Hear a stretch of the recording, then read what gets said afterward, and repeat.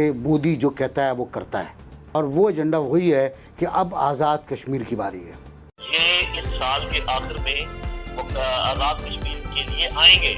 अच्छा, ये हमला करेंगे, गिलगित बल्तिस्तान के लिए आएंगे। जी बिल्कुल, आज़ाद कश्मीर से हमला करेंगे। कि भारत छेड़खानी चाहेगा, वो छेड़खानी करना चाहे, कोई रीजन ढूंढेगा। इस वक्त गिलगित बल्तिस्तान के अंदर शरारत हो सकती है, उसमें एलओसी पे शरारत हो सकती है। नमस्कार, जय श्री राम। मेरी मातृभूमि चैनल पर ताज़ा न्यूज़ प्रोग्राम में आप सबका स्वागत है। दोस्तों, पिछले हफ्ते भारत ने अपनी कश्मीर पॉलिसी में आक्रामक रवैया अपनाया। इंडियन मेट्रोलॉजिकल डिपार्टमेंट ने अपने डेली फोरकास्ट में पहली बार गिलगित बल्तिस्तान, मीरपुर और मुजफ्फराबाद का वेदर रिपोर्ट देना चालू किया। इससे कंगाल पाकिस्तान में खलबली मच गई। 70 साल में पहली बार भारत ने ऑफिशियली पाकिस्तान को उसने अवैध रूप से कब्जा किए हुए गिलगित बल्तिस्तान और पाकिस्तान ऑक्यूपाइड कश्मीर को छोड़ने को कहा, उस इलाके को खाली करने को कहा। 1948 में पाकिस्तान ने कश्मीर पर हमला किया और उसके कुछ इलाकों पर अवैध रूप से कब्जा किया। पिछले हफ्ते यानी 30 अप्रैल 2020 को पाकिस्तान की सुप्रीम कोर्ट ने गिलगित बल्तिस्तान में इलेक्शंस लेने के आदेश जारी किए और वहाँ पे केयर टेकर गवर्नमेंट बनाने के भी आदेश दिए। ऐसा करने से पाकिस्तान गिलगित बल्तिस्तान को अपना 5वां राज्य बनाने का षड्यंत्र रच रहा है। भारत के एक्सटर्नल अफेयर्स मिनिस्ट्री ने दिल्ली में स्थित पाकिस्तानी दूतावास के राजदूत के माध्यम से पाकिस्तान को अपनी नाराजगी कड़े शब्दों में जाहिर की।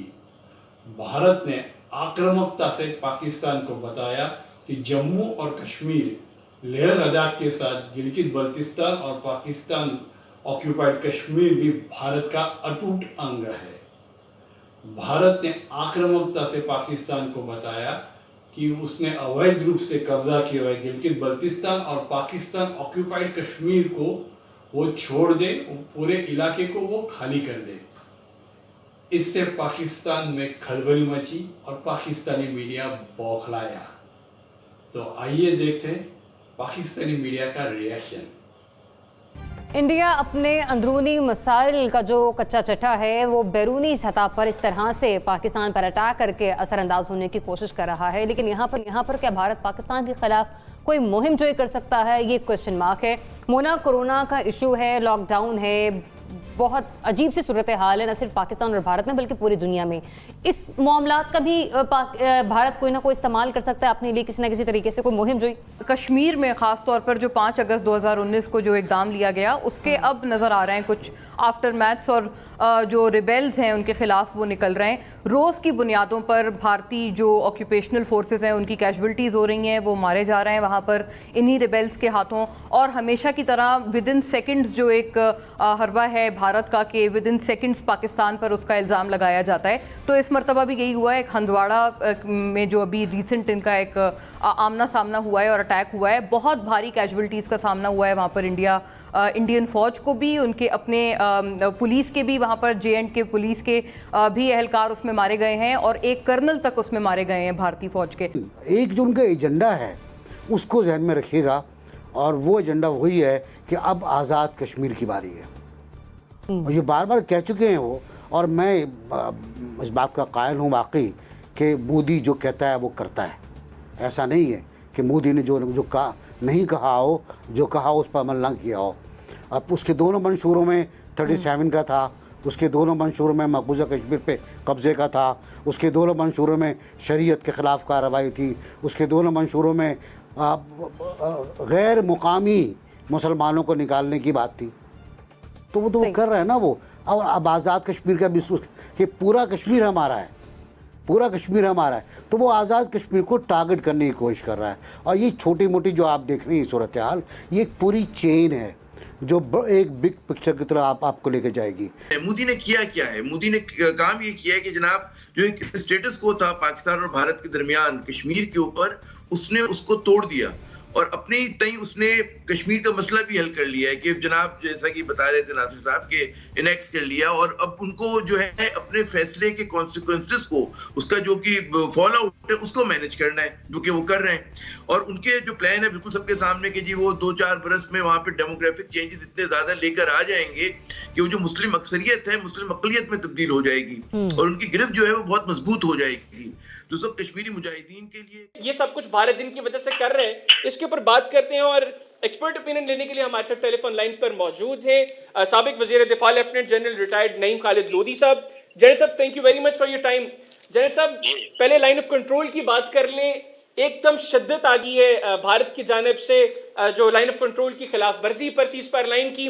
मेरा अपना अंदाजा ये है कि ऑल्दो लोग तो इसको मुख्तलिफ पैराए में देखते हैं और इस किस्म की आपको तावीलें मिलेंगी कि वो अपने जो मसाइल हैं उनसे तवज्जो हटाने के लिए ये कर रहे हैं। मैं इस बात को नहीं मानता। अच्छा, मैं समझता हूँ कि क्योंकि मैं क्यों नहीं मानता कि आपको याद होगा कि जब ये इलेक्शन के दौरान इन्होंने कश्मीर के मुतालिक बात की कि उसका स्टेटस चेंज करेंगे, तो हमने कहा कि ये वैसे ही इलेक्शन कैंपेन का एक हिस्सा है। जब उन्होंने कहा हम हमला करेंगे पाकिस्तान आजाद कश्मीर पर, तो हमने कहा कि ये वैसे ही शायद अपने लोगों का मोराल ठीक करने के लिए। लेकिन जो कुछ मोदी ने कहा उन्होंने किया है, यहाँ तक कि सिटीजन एक्ट और सारी चीजें, बिल्कुल ठीक कि भारत ने बाकायदा एक मंसूबा बना रखा है प्रॉपर टाइम लाइन्स के हिसाब से कि उसने कैसे हजम करना है कश्मीर को। अच्छा, तो ये जो उन्होंने अभी LOC गर्म की है और अंदर उन्होंने जब देखा कि पूरी दुनिया की तवज्जो जो है कोविड की तरफ चली गई है और खासकर अमेरिका बहुत ज्यादा इसमें मसरूफ हो गया है, और अभी पाकिस्तान जितना मर्जी वाबेला मचा ले कोई इसकी तरफ तवज्जो नहीं देगा, लिहाजा उन्होंने अंदरूनी तौर पे मजीद कार्रवाइयां तेज कर दी हैं। आपने पता लोगों को शहीद करना शुरू कर दिया है, घरों को आग लगाना शुरू कर दी है, और इधर से गर्म रखी हुई है LOC ताकि हम इनएक्टिव रहें। बिल्कुल ठीक, मतलब हम खामोश रहें, देखते रहे, और हमने एग्जैक्टली वही किया है जो वो चाह रहे हैं हिंदुस्तान वाले। हम बस ये कहते हैं कि हमने मौसर जवाब दिया, हमने तोपों के मुंह बंद कर दिए, और ये भूल गए कि वो तो आपको ये एंगेज रखने के लिए इन एक्टिविटी में असल काम तो अंदर कर रहे हैं। बिल्कुल ठीक। और एक चीज का मैं आपको इंडिया दे दूं कि अभी तो ये इसलिए कर रहे हैं कि अंदर के सारी कार्रवाई तक के मुकम्मल कर लें, जो लोग बचे खुचे हैं उनको खत्म करने के लिए, उनका जज्बा तोड़ने के लिए जी। ये इस साल के आखिर में आजाद कश्मीर के लिए आएंगे। अच्छा, ये हमला करेंगे, गिलगित बल्तिस्तान के लिए आएंगे जी, बिल्कुल आजाद कश्मीर पे हमला करेंगे। एंड उस वक्त जबकि अमेरिका में इलेक्शंस हो रहे होंगे, ये अपने जो राफेल जहाज हैं इनके आ चुके होंगे या ज्यादातर आ चुके होंगे। S-400 इनका एंटी बैलिस्टिक मिसाइल सिस्टम है, वो रूस से पहुंच चुका होगा। अच्छा, और फिक्स हो चुका होगा अपनी जगह पर, और मजीद कुछ बहरी इनके एसेट्स हैं वो पहुंच जाएंगे। तो ये उसके बाद हमला करेंगे। अब हमारी मर्जी है कि हमें इंडिया जिस तरीके से कश्मीर में आ रहा है, ये बड़ी खतरनाक सिचुएशन है। अब उन्होंने आपने देखा कि मौसम का हाल भी बताना शुरू कर दिया है, गिलगित बल्तिस्तान का, आजाद कश्मीर का और मुजफ्फराबाद का।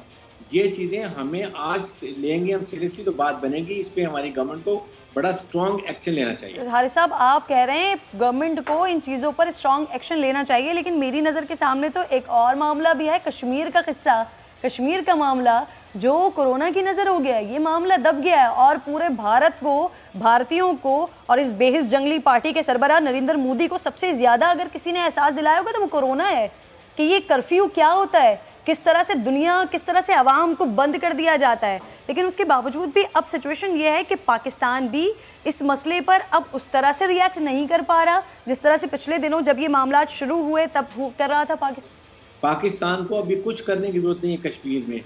कश्मीर में हजारों बुरहान वानी जिंदा हो चुके हैं, they have taken the arms, और इसीलिए कर्नल एक मेजर को बुरी तरह से जानना वाजिब किया है। इसी तरह अब और होंगे, और अगर ये फ्लैग ऑपरेशन किसी वक्त करने का सोचते भी हैं तो आगे से पाकिस्तान मारेगा और पीछे से कश्मीरी नौजवान इनको मारेंगे। ये इनको बड़ी अच्छी तरह पता है। फिर अपनी फौज की अहलियत भी इनको पता है, पाकिस्तान की बैटल हार्डन आर्मी को भी पता है। 27 फरवरी इनको भूलना भी नहीं चाहिए। इसलिए इस वक्त ये फंस चुके हैं और जिनको नजर आ रहे हैं इंडिया टूटता होगा। ये वो एतराफ़ जिसने सारी दुनिया को भारत का वो काला स्याह चेहरा वाजे करके दिखा दिया। यकीनन ये मोदी जैसे नालायक को हजम नहीं हो रहा।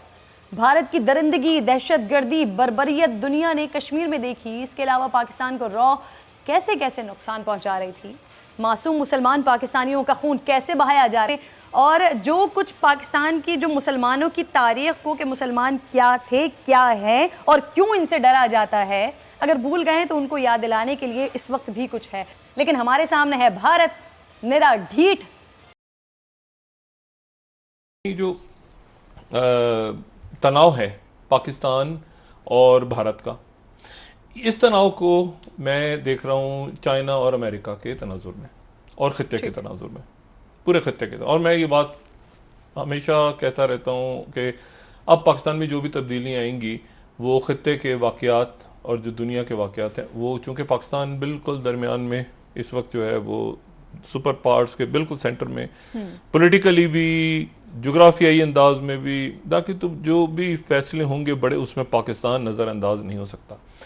अच्छा, अब पाकिस्तान जो है उसमें आप ये देखें कि ये जो तनाव पाकिस्तान का और भारत का बढ़ रहा है, लेकिन असल जो बात है वो ये है कि एक नई चीज़ कल सामने आई, और सामने मैंने आपसे कहा ना कि भारत छेड़खानी चाहेगा, वो छेड़खानी करना चाहे, कोई रीज़न ढूंढेगा इस वक्त। उसकी वजह यह है कि अगर वो नहीं ढूंढता, अगर वो देखें ये CPEC जो है चाइना का, ये बहुत अहम है अमेरिका के लिए भी, चाइना के लिए भी, पूरी दुनिया के लिए भी।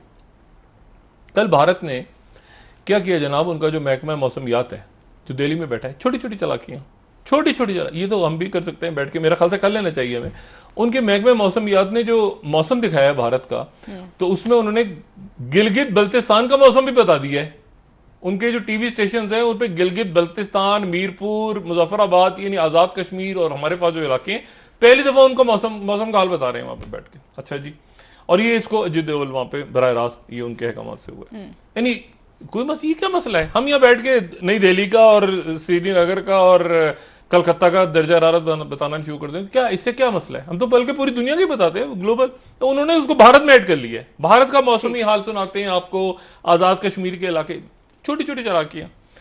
अब मसला ये है, तो ये तनाव इंडिया बढ़ाना चाहेगा कि खित्ते के इन हालात के पाकिस्तान पर खासकर सियासी और मुआशी तौर पर असरात मुरतब हो सकते हैं आने वाले। देखें, एक तो अल्लाह खैर करे, दहशत गर्दी के वाक़यात बढ़ने के चांसेस हैं, इंडियन स्पॉन्सर दहशत गर्दी, और उसमें जाहिर है कि CPEC, तो उसमें गिलगित बल्तिस्तान के अंदर शरारत हो सकती है, उसमें LOC पे शरारत हो सकती है, और उसमें बलूचिस्तान में इतलात आ रही हैं, मैं कोई बात इस वक्त नहीं करना चाह रहा, लेकिन इतलात आ रही हैं कि वहाँ पे कोई दहशत गर्दी का वाक़या आज हुआ है। तो इसके लिए हमें ज़हनी तौर पे तैयार रहना चाहिए। ये जो इंडो पैसिफिक बना है पूरा अलायंस, ऐसे ही नहीं अमेरिका ने दे दिया बना के। अमेरिकन डिमांड आएगी इंडिया पे, तो इंडिया कुछ ना कुछ करने पे मजबूर होगा। अगर खुल के बात नहीं भी करेगा तो ज़ाहिर कश्मीर का इशू बनाएगा, या ये है कि बलूचिस्तान के अंदर मूवमेंट चल रही थी जी, हमने तो कुछ नहीं किया, तो बलूचिस्तान के अंदर दहशत गर्दी के वाक़यात हो सकते हैं, और शायद कोई वाक़या हुआ भी है।